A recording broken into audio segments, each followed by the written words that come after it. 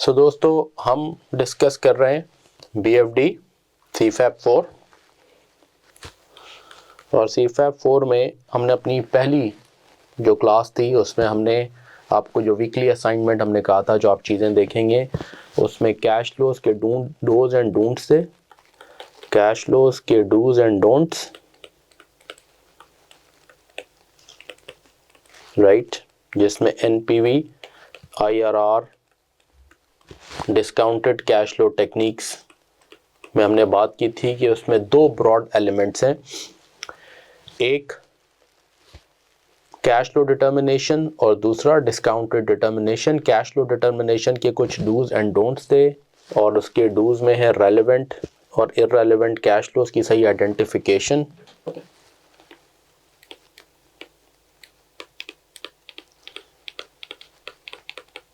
Irrelevant cash flows की सही identification, ये आपने आई एम श्योर देखी होगी। टैक्स इफेक्ट्स, इनका सही अकाउंट फॉर करना, वर्किंग कैपिटल चेंजेस का ठीक से अकाउंट फॉर करना और इन्फ्लेशन इफेक्ट्स का ठीक से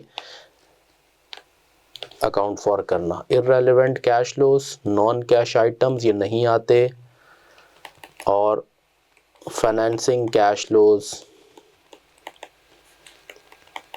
unless it is a financing decision. ये डूज एंड डोंट्स की हमने बात की थी और हमने कहा था जितने क्वेश्चन आप बेसिक इन्वेस्टमेंट अप्रेजल में देखेंगे इफेक्टिवली उन क्वेश्चंस में आपको यही एलिमेंट्स मिलेंगे जिसके इर्द गिर्द जो है ना क्वेश्चन बन रहा होगा कि आपको एक सिनेरियो दिया जाएगा, उसमें से रेलेवेंट और इररेलेवेंट कैश फ्लोज आइडेंटिफाई करेंगे आप, relevant cash flows, relevant items की रेलेवेंट अमाउंट्स आप प्लॉट करेंगे ओवर ईयर्स, टैक्स के इफेक्ट्स को सही से इनकॉर्पोरेट करेंगे, टैक्स डेप्रिसिएशन, टैक्स गेन और लॉस, फिर उसके बाद वर्किंग कैपिटल की चेंजेस आती हैं, indirect form of cash flow है, फिर इन्फ्लेशन के इफेक्ट्स आते हैं उनको अकाउंट फॉर करते हैं, फिर कंप्लीट करके कैश फ्लोज को उसकी डिस्काउंटिंग करते हैं, तब जाके NPV निकलती है। और इन बेसिक क्वेश्चंस में आपको डिस्काउंट रेट गिवन होता है, राइट, कि जी the entity's cost of capital is this, the entity's required return is this is the minimum return, right, the entity expects, ये सारी बातें क्या बता रही हैं, डिस्काउंट रेट या रिक्वायर्ड रेट। तो कैश फ्लोज की बेसिकली डिटर्मिनेशन है इस बेसिक इन्वेस्टमेंट अप्रेजल में जो NPV के क्वेश्चंस होते हैं, और इसी के गिर्द आपके शुरू के काफ़ी लेक्चर्स हैं। It's a revision of the NPV IRR technique जो आप डिस्काउंटेड कैश फ्लो पढ़ के आए हैं अपने नीचे के MFA के कैफ के पेपर में। फिर उसके बाद हमने कहा था कि हमने कुछ अर्थमेटिक टेक्निक्स का जिक्र किया है जो कि आपको पता है, लेकिन उनके कैरेक्टरिस्टिक्स जिसमें हमने डिस्कशन की है about annuity formula, perpetuity formula, specially उनकी present value. Annuity formula, perpetuity का फार्मूला वो क्या बताता है, वो सारे कैश फ्लोज की हमें वैल्यू देता है 1 period before the start of the cash flow. इस तरह की कुछ बातें हमने समझाई हैं आपको। फिर सेंसिटिविटी एनालिसिस का टॉपिक था, मैंने आपसे कहा था कि आप सेंसिटिविटी एनालिसिस के टॉपिक को रिवाइज करके पढ़ेंगे, उसके लेक्चर्स देखेंगे। This is sort of a break even analysis, और इसी के साथ आता है जब आप हम ये पढ़ लेते हैं तो इसी सेंसिटिविटीज़ हम डिफरेंट फैक्टर्स जब भी हम NPV निकालते हैं तो NPV की realisation is subject to your ability to receive या achieve those cash flows, right. अब हो सकता है जब हम फोरकास्ट बना रहे होते हैं, प्रोजेक्ट की इवैल्यूएशन करते हैं, तो हम फ्यूचरिस्टिक पर्सपेक्टिव से चीज़ों को देखते हैं कि भाई आगे जाके अगले 5 साल, 10 साल, 15 साल, 20 साल में ये प्रोजेक्ट के कैश फ्लोज होंगे, मींस ये उसकी सेलिंग प्राइस होंगी जो प्रोडक्ट हम बेचेंगे, ये वॉल्यूम होगा, ये वेरिएबल कॉस्ट होंगी। तो different elements of the forecast की हम सेंसिटिविटी कैलकुलेट करते हैं कि व्हाट इफ आज हम एक चीज़ अज्यूम कर रहे हैं एंड एक्चुअली जब वो होने जाएगी और होगी तो उसमें बहुत फ़र्क आ जाएगा। जो एक्चुअल वर्ल्ड है वो एग्जैक्टली हमारे फोरकास्ट और प्रेडिक्शन के हिसाब से नहीं चलता। ऐसा होता तो किसी को दुनिया में कभी नुकसान ही ना होता। तो सेंसिटिविटी एनालिसिस में हम ये रिस्क मैनेजमेंट टेक्निक है जिसमें हम देखते हैं कि what adverse change in a particular variable, one variable at a time, it is one variable at a time analysis, one variable at a time. इसमें हम ये देखते हैं कि what if What percentage decrease in my selling price can turn my NPV to zero? What percentage decrease in volume can turn my NPV to zero? Cost की increase adverse effect है, तो what percentage increase in raw material price can turn my NPV to zero? What percentage increase in जो है ना overheads in fixed cost can turn my NPV to zero, वगैरह वगैरह। फिर इसमें हम प्रोजेक्ट कॉस्ट की सेंसिटिविटी भी निकालते हैं, हम इसमें प्रोजेक्ट लाइफ की सेंसिटिविटी भी निकालते हैं, और फिर आगे जाके जब हम आईआरआर पढ़ते हैं तो डिस्काउंट रेट की सेंसिटिविटी भी निकालते हैं। तो प्रोजेक्ट लाइफ की, प्रोजेक्ट कॉस्ट की, टैक्स रेट की भी सेंसिटिविटी हमने निकालना सीखी है। तो ये सेंसिटिविटी एनालिसिस का टॉपिक है जो हमने कहा था कि आप इसको कवर करके आएंगे। यहाँ तक सबने कवर कर लिया है सब कुछ? मुझे ये बताएं पहले, लेक्चर्स देखें या नहीं देखे?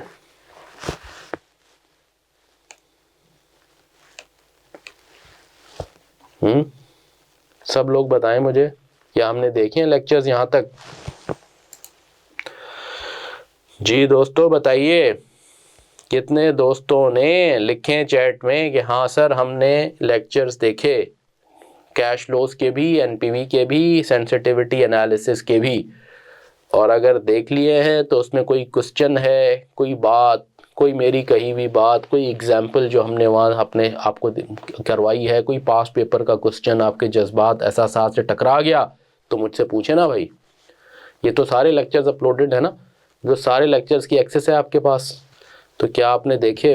और नहीं देखे तो फिर खुद से सवाल करें क्यों नहीं देखे, है ना। दिस इज टाइम कि अब आप सीरियस हो जाएं about your attempt and you start viewing the lectures please, this is really important.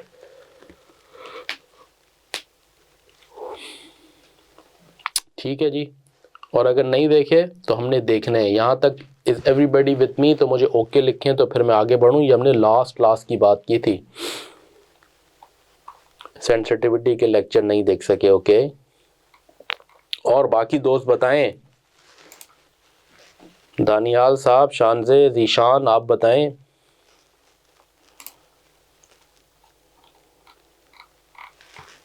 Lectures देख रहे हैं हम? लिखिए ना चैट बॉक्स में। देखिए, नहीं देखे तो भी it's okay, but make a resolve and make a commitment that you this week you will cover up for the shortfall. जी will get started, okay, good.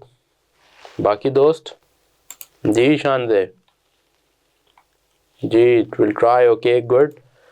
जी बताइए क्या कह रहे हैं आप? अनवार, share a comparison of new verses to discuss for just 5 minutes. जी कीजिए। जी अनवार आप कर रहे हैं शेयर? जी दोस्त जल्दी कीजिए, अदरवाइज आप ऐसा भी कर लें, अपने पास चीज़ ये रख लें और जब हम ये एंड ऑफ द क्लास फिर हम इसको डिस्कस कर लेंगे, ठीक है। And will spend 5 minutes in discussing the comparison that you have in mind. चलें, आ गई इनकी picture.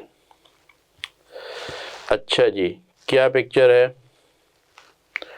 Core corporate finance and risk old scheme में strategic financial decision and valuation, investments, capital budgeting, long term decisions, integration, traditional risk tools.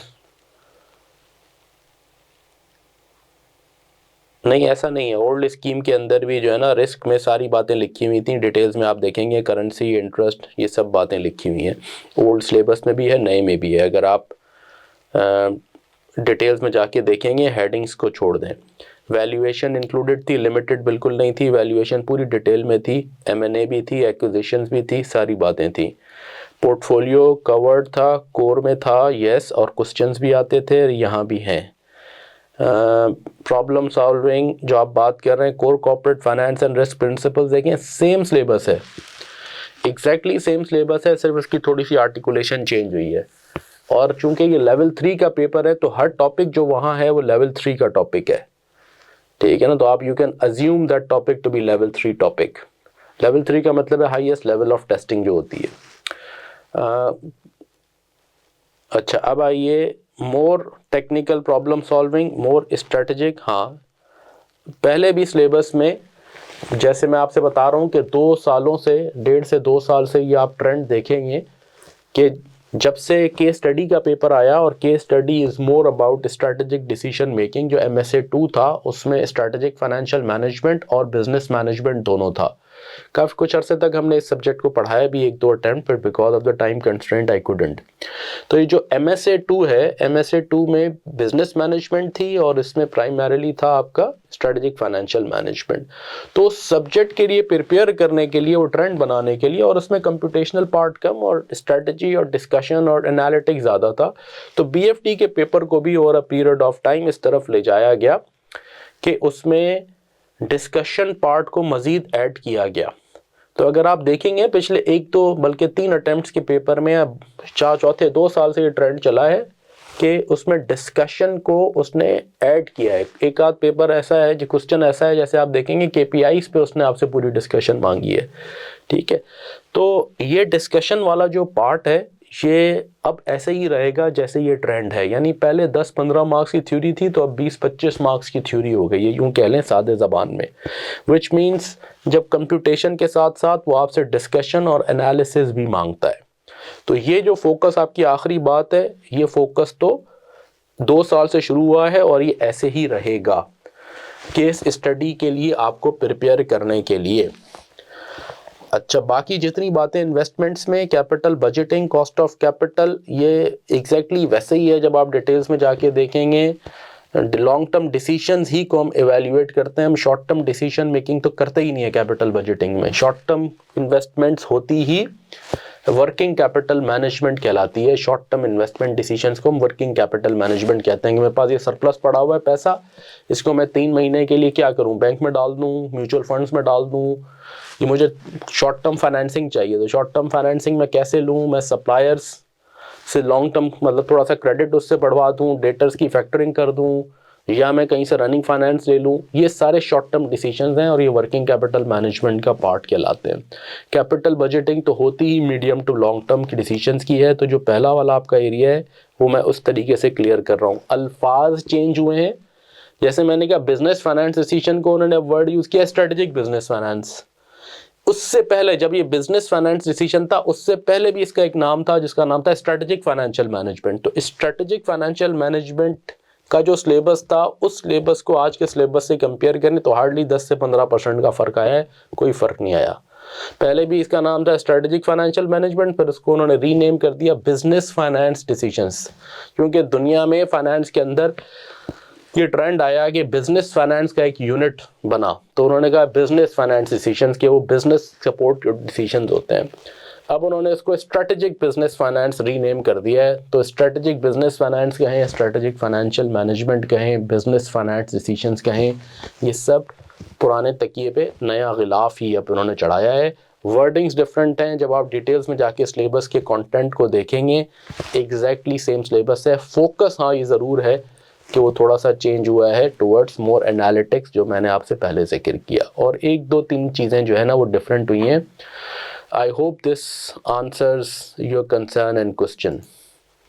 We are not missing out anything, don't worry my friend. Valuation, portfolio theory पहले भी बहुत detail में आती थी और अब भी डिटेल में आएगी। पोर्टफोलियो आपका बहुत सिग्निफिकेंट और इम्पॉर्टेंट एरिया है, पोर्टफोलियो थ्योरी, मतलब विद टुगेदर विद CAPM। इसको हम रिस्क एंड रिटर्न थ्योरीज कहते हैं, portfolio theory and capital asset pricing model, ये दोनों। और जितनी डिटेल में पहले थी उतनी डिटेल में आप पढ़ेंगे। उसमें हम कोई ना आप चेंज करेंगे, ना आप उसमें थोड़ा सा कहीं रिलैक्स या कंप्लेसेंट होंगे। वैल्यूएशन पहले भी हम डिटेल में पढ़ते थे, अब भी डिटेल में पढ़ेंगे। बिजनेस वैल्यूएशन के सारे मेथड्स हम पढ़ते हैं।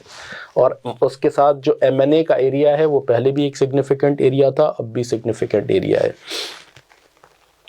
अब जैसे मैं आपको बताऊं ना, ये जो बेसिक इन्वेस्टमेंट अप्रेजल है, इसका मैं नाम चेंज करके कह दूं capital budgeting, capital allocation of resources का नाम दे दूं इसको मैं। तो ये बात वही है कि रिसोर्सेज की अलोकेशन कैसे हो रही है, कैपिटल अलोकेशन कैसे हो रही है, ठीक है। अब आप एक टॉपिक पढ़ेंगे कैपिटल राशनिंग, ठीक है। वो इट्स ऑल अबाउट कैपिटल ना, पैसा है उसको कैसे राशन करें, उसको अलोकेट कैसे करें, दैट्स कैपिटल बजटिंग भी इसे कहते हैं कि मैं कैपेक्स की बजटिंग कैसे करूं। बेसिक इन्वेस्टमेंट अप्रेजल भी इसे ही कहते हैं। तो ये बाद औकात इस सिलेबस में जो है ना थोड़ा सा नया फ्लेवर लाने के लिए थोड़ी सी री आर्टिकुलेशन कर लेते हैं। सो इसमें आपको कोई परेशानी की बात नहीं। हाँ, जो कुछ एक दो नई एरियाज़ हैं, जैसे मैंने आपको खुद बताया स्वैप्शंस, ये ACCA में तो बड़े अरसे से है। स्वैप्स का थोड़ा सा एडवांस वर्जन है। स्वैप्शंस क्या होते हैं, ये थोड़ा सा एक ऐड हुआ है। मॉन्टी कार्लो का एक डिस्कशन ऐड हुई थी PhD सिलेबस में, कभी हार्डली उसने 2 मार्क्स 3 मार्क्स, क्योंकि वो मॉन्टी कार्लो बताते खुद एक्सेल पे होती है, उसके लिए प्रॉपर टूल्स होते हैं, एक्सटेंशंस होते हैं एक्सेल के, वो थ्योरेटिकली डिस्कस भी बहुत थोड़ी सी हो सकती है। स्वैप्शंस बताते खुद एक बहुत बड़ा एरिया है, इसका थोड़ा सा कहीं डिस्कशन पार्ट आ सकता है, 2 मार्क्स 3 मार्क्स 4 मार्क्स। तो इस तरह की छोटी छोटी चीज़ें ऐड हुई हैं जो हम कवर कर लेंगे इंशाल्लाह। अच्छा जी, हम वापस आ गए। So bottom line is that your syllabus stays 95% the same, 5% variation जो है वो हम जो एडिशनल्स हैं, एडिशंस ही हुई हैं 5%, वो हम कवर करेंगे। सेकंड, पेपर पैटर्न जो पिछले 2 साल से टिल्ट आया है towards more analysis and discussion, वो टिल्ट जारी रहेगा। This is the bottom line of all that discussion, and you will find re-articulation of different topics in your new scheme. The syllabus stays the same for BFD. अच्छा जी, तो अब मैं आपसे क्या कह रहा हूँ कि आपने ये पिछले हफ्ते जो आपने ज़ाया किया है या मिस आउट हो गए, आपसे लेक्चर्स नहीं देख सके, इस बार वो कवर करेंगे। अब इसलिए सेंसिटिविटी एनालिसिस एक बहुत इंपॉर्टेंट एरिया है। इससे रिलेटेड एक एरिया है, जब सेंसिटिविटी आप पढ़ लेते हैं, जिसे हम कहते हैं missing figure analysis.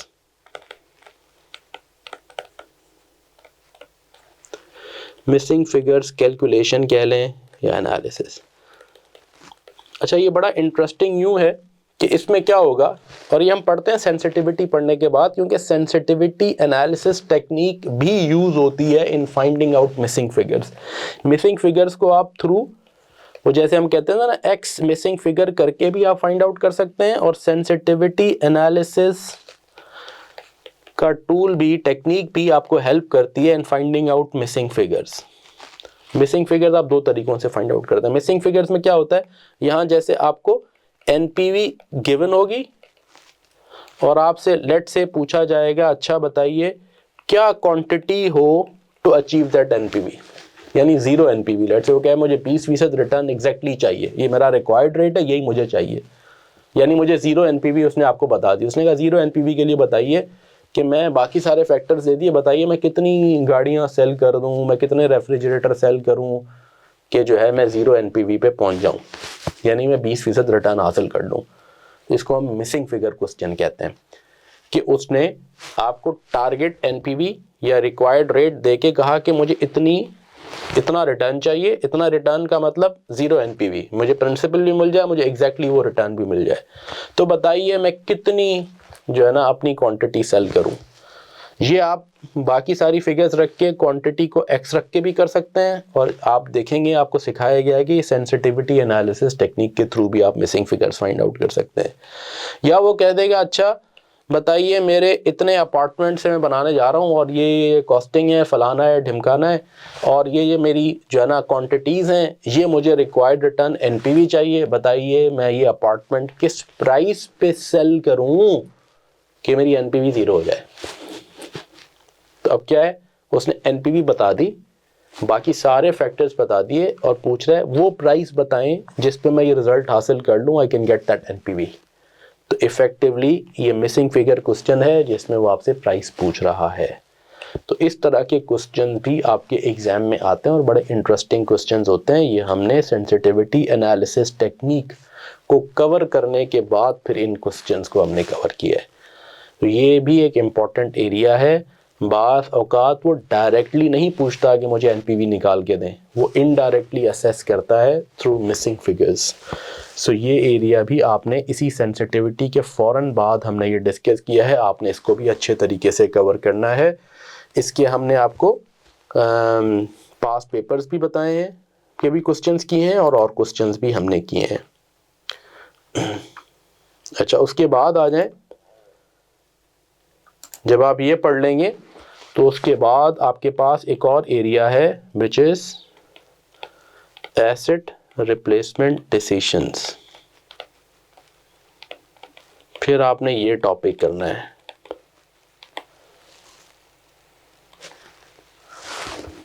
Asset replacement decisions में हम ये डिसीशंस पढ़ते हैं कि जी अच्छा देखिए, BFT अनलाइक सस्टेनेबिलिटी जिसमें हम टॉपिक्स कवर भी कर रहे हैं और वो लाइव लेक्चर्स हैं और उसकी फिर रिकॉर्डिंग भी अपडेट हो जाती है।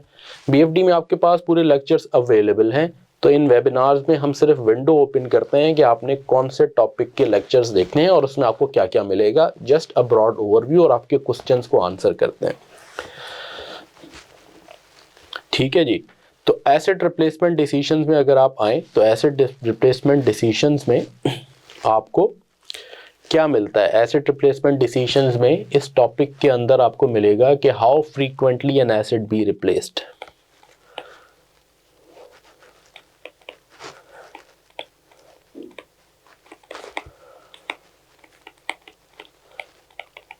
कमर्शियल बेसिस पे ये फैसला कैसे करें?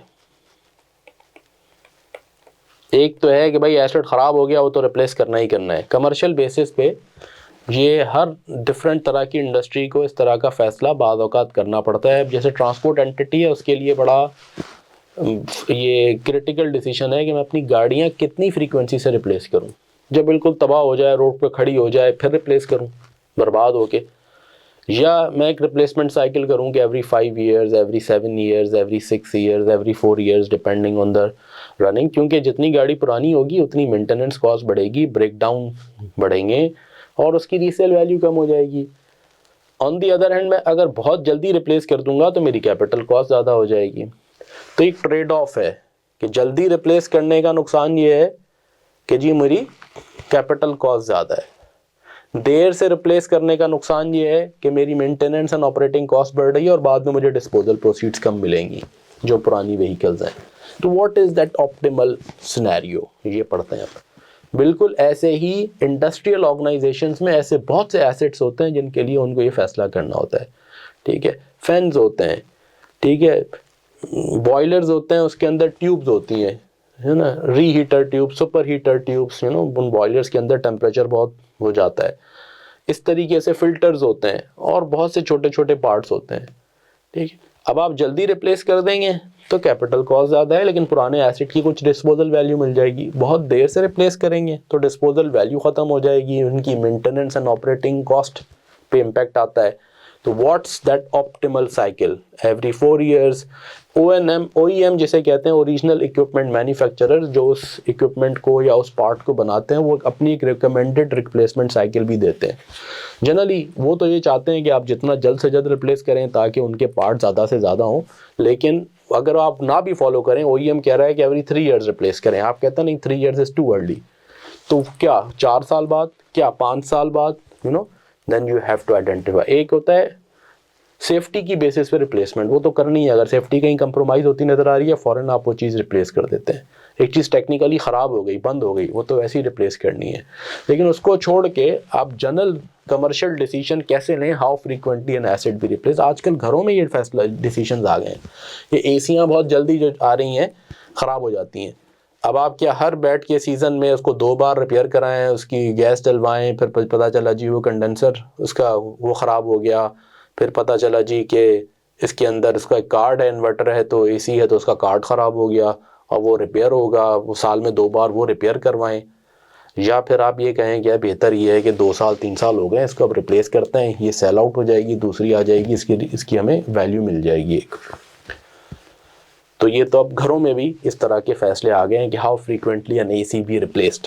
तो आप इसको यूज़ करके घर के लिए भी ये एक फ़ैसले करने के काबिल हो सकते हैं। ठीक है, रेफ्रिजरेटर है वो जल्दी ख़राब हो जाता है 5 साल 7 साल बाद, AC तो खैर बहुत एक नॉर्मल डिसीशन है। तो ये डिसीजन हम पढ़ते हैं और इस डिसीजन को पढ़ने के लिए हम एक टेक्निक पढ़ते हैं जिसे हम कहते हैं इक्विवेलेंट एनुअल कॉस्ट टेक्निक। हम ये एक टेक्निक पढ़ते हैं which is called equivalent annual cost technique, right. और ये equivalent annual cost basically equivalent annual cash flow है मेथड। इक्विवेलेंट एनुअल कॉस्ट कहें या equivalent annual cash flow technique है, ये एक मैथमेटिकल टेक्निक है। इसके थ्रू हम एक साइक्लिकल कैश फ्लोज को हम कन्वर्ट करते हैं इनटू एन्युटी। ये पढ़ते हैं हम, एक इंटरेस्टिंग फिनोमेना है साइक्लिकल, एक कैश फ्लोज जो एक साइकिल की फॉर्म में यानी पैटर्न में अपने आप को रिपीट करें, उन्हें साइक्लिकल कैश फ्लोज कहते हैं। उन कैश फ्लोज को हम कन्वर्ट करते हैं in the form of an annuity. Annuity कहते हैं constant annual cash flow, R R R R R. Annuity जब एक कैश फ्लोज एन्युटी बन जाती है तो एन्युटी की डिस्काउंटिंग बहुत आसान हो जाती है, तो हम उसकी परपेचुटी तक डिस्काउंट कर सकते हैं, आर डिवाइड बाई आई करके, यू नो। तो हम इस टेक्निक के थ्रू साइक्लिकल कैश फ्लोज को एन्युटी में कन्वर्ट करके, क्योंकि एक सवाल है रिप्लेसमेंट एवरी 4 ईयर्स, वो 4 साल की साइकिल है। एक है रिप्लेसमेंट एवरी 5 ईयर्स, वो 5 साल की साइकिल है।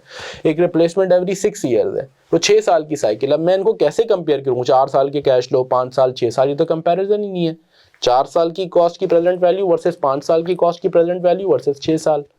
तो फिर इसमें वो टेक्निक यूज होती है जिसे हम कहते हैं कि मैं सबको कंपेयर करने के लिए हर 4 साल वाले को 4 एनुअल कैश फ्लो में कन्वर्ट कर दूं, 5 साल वाले को 5 एनुअल कैश फ्लो में कन्वर्ट कर दूं, 6 साल वाले को 6 एनुअल कैश फ्लो में कन्वर्ट कर दूं इक्वल। तो मुझे कंपैरिजन हो गया ना, हर एक का एक R equal annual cash flow आ गया, so I can easily compare. So ये एक टेक्निक पढ़ते हैं, बड़ी इंटरेस्टिंग टेक्निक है, बहुत अच्छी टेक्निक है, वैसे भी आपको और जगहों पे भी काम आएगी। उसके थ्रू हम ये फैसले करते हैं, asset replacement decisions, equivalent annual cost technique. इसमें इक्विवेलेंट एनुअल कॉस्ट टेक्निक के बाद फिर हम एक और भी काम पढ़ते हैं जिसे हम कहते हैं एलसीएम मेथड। ये जो एसेट रिप्लेसमेंट डिसीजंस हैं, ये टिपिकली 2 तरीकों से हैंडल होते हैं। एक equivalent annual cash flow technique कह लें या कॉस्ट टेक्निक, और दूसरा है एलसीएम मेथड होता है।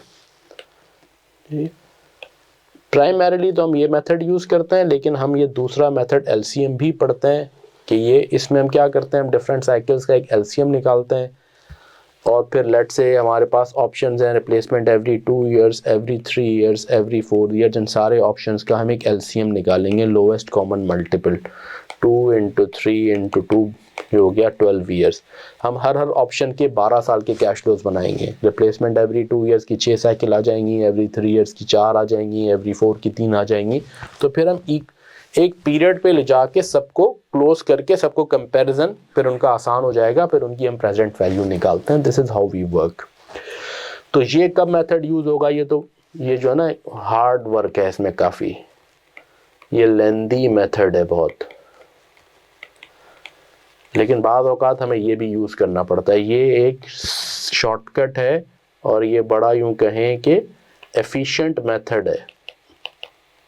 इसमें हमें हर ऑप्शन की 12 साल के कैश फ्लो नहीं बनाना। जिसकी 2 ईयर्स है तो उसका 2 साल के कैश फ्लो बना के इक्विवेलेंट एनुअल कैश फ्लो कर लेंगे, इसके 3 साल के बना के कर लेंगे, इसके 4 साल के।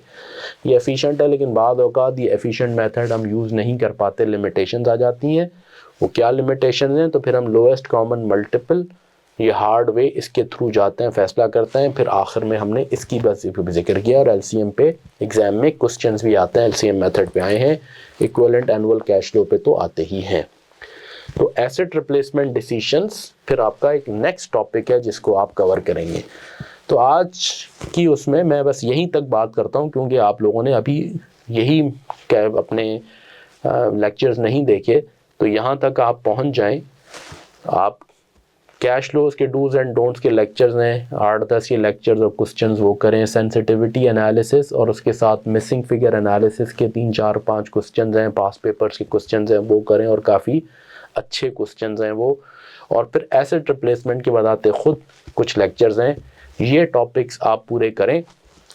इस हफ्ते टारगेट बनाएं, तो फिर अगले हफ्ते के लिए एक और इम्पॉर्टेंट एरिया है जिसे हम कहते हैं कैपिटल राशनिंग। फिर हम उसे पढ़ेंगे, कैपिटल राशनिंग को,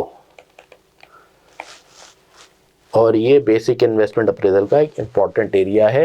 एसेट रिप्लेसमेंट से ज़्यादा फ्रीक्वेंटली ये एग्जामिन होता है। एक basic investment appraisal cash flow बहुत ज़्यादा एग्जामिन होता है, और फिर सेंसिटिविटी तो एक पार्ट आ जाता है बाद औकात बड़े क्वेश्चंस का कि जी एनपीवी निकाल लें, और एनपीवी के बाद मटेरियल कॉस्ट की सेंसिटिविटी निकाल दें, प्रोजेक्ट लाइफ की सेंसिटिविटी निकाल दें, वेरिएबल कॉस्ट की निकाल दें, कोई एक आध सेंसिटिविटीज आ जाती हैं।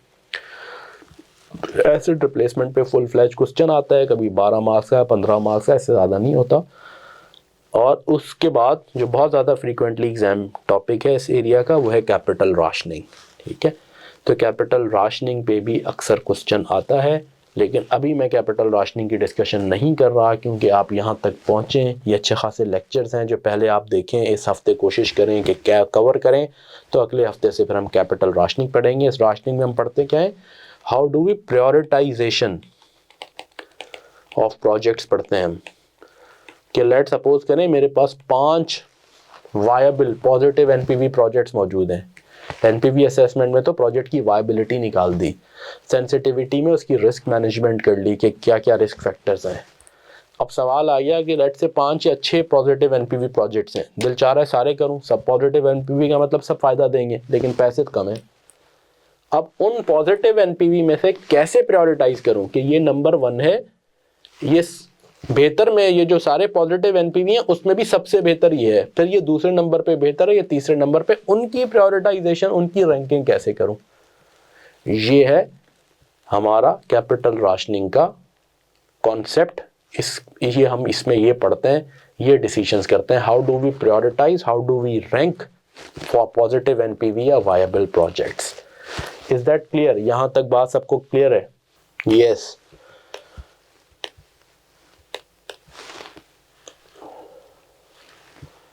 तो मेरी सजेशन ये है कि हम आज यहीं तक रुक जाएं, ताकि आप लोग यहाँ तक कवर करें। मैं तो आधे घंटा और लगा के कैपिटल राशनिंग भी एक्सप्लेन कर दूंगा, but I don't want to bombard you. So आप ये 3 चीज़ें कवर करें। आप बेसिक इन्वेस्टमेंट अप्रेजल, भले आपने बहुत अच्छी पढ़ी भी है एमएफए में कि सर मैं तो बड़ा चैंपियन था, एनपीवी तो यूँ निकाल देता था, कितने भी हम चैंपियन थे, नो प्रॉब्लम। आप अपनी चैंपियनशिप यहाँ दिखाएं, सारे क्वेश्चन अटेम्प्ट करें और कंफर्म करें कि हाँ चैंपियनशिप का टाइटल मौजूद है अभी तक आपके पास। और अगर आपको वैसे ही उसमें स्ट्रगल करते थे तो आप बहुत ज़्यादा टाइम स्पेंड करें इस पर, क्योंकि बेसिक से स्ट्रांग होंगे, फाउंडेशन मजबूत होगी, इस पर इमारत खड़ी होगी। एडवांस्ड इन्वेस्टमेंट अप्रेजल से पहले बेसिक इन्वेस्टमेंट अप्रेजल क्लियर होना चाहिए। फॉरेक्स में भी डिस्काउंटिंग आती है, तो जब तक बेसिक इन्वेस्टमेंट अप्रेजल क्लियर नहीं होगा तो आगे शेयर वैल्यूएशन में भी आप अटकेंगे, आगे फॉरेक्स में भी कुछ क्वेश्चन में आप अटकेंगे। So it is extremely important कि हम बेसिक इन्वेस्टमेंट अप्रेजल के इस टॉपिक को अच्छे तरीके से कवर करें। तो हमारी नेक्स्ट इस वीक का क्या टारगेट हो गया भाइयों, कि हम कैश फ्लोज के डूज एंड डोंट्स जो लास्ट क्लास में भी कहे थे उन्हें कंप्लीट करेंगे, राइट। और यहाँ आप जब क्वेश्चंस करेंगे ना तो आपको अंदाज़ा हो जाएगा कि एमएफए का लेवल क्या था और फाइनल का लेवल क्या है। और एक आध जैसे क्वार्टरो पीएलसी वगैरह मैंने बहुत ही सिर्फ डेप्रिसिएशन के 1-2 डिफ़िकल्ट क्वेश्चंस करवाए हैं, तो उसमें ही हम बीच में अटक जाते हैं। हम आइडेंटिफाई नहीं कर पाते कि मैंने डेप्रिसिएशन ईयर 2 से करनी है, कैश फ्लो ईयर 1 से होगा, ईयर 2 से होगा, रेंट इन एरियर्स क्या होता है, टैक्स इन एरियर्स क्या होता है, ठीक है ना। और वर्किंग कैपिटल की चेंजेस, वर्किंग कैपिटल में इन्फ्लेशन भी साथ आ जाए तो क्या होगा, मल्टीपल इन्फ्लेशन जो है ना रेट्स हो तो क्या होगा, मल्टीपल ईयर्स में डिफरेंट इन्फ्लेशन एक अलग चीज़ है, multiple components of inflation different हो जाएं वो एक अलग चीज़ होती है, उसमें क्या फ़र्क है, ये सारी बातें हम आप इसमें देखेंगे। सेंसिटिविटी एनालिसिस फिर आप पढ़ेंगे, और फिर आप एसेट रिप्लेसमेंट डिसीजंस सेंसिटिविटी में मिसिंग फिगर्स के एरिया को अच्छे तरीके से कवर करेंगे, and this will also test your analytical skills. फिर एसेट रिप्लेसमेंट डिसीजन में equivalent annual cash flow technique, asset replacement decision में फिर आप एलसीएम पढ़ेंगे। फिर हम अगली क्लास में डिस्कशन करेंगे कैपिटल राशनिंग की। ओके जी, डन। तो यहाँ पे क्लोज करते हैं आज की क्लास वेबिनार, एंड देन इंशाल्लाह एट 3:15 हम मिल रहे हैं सस्टेनेबिलिटी की अपनी क्लास में। एंड अंटिल देन अपना ख्याल रखें और बीएफडी के लेक्चर्स को कवर करें। अस्सलाम वालेकुम।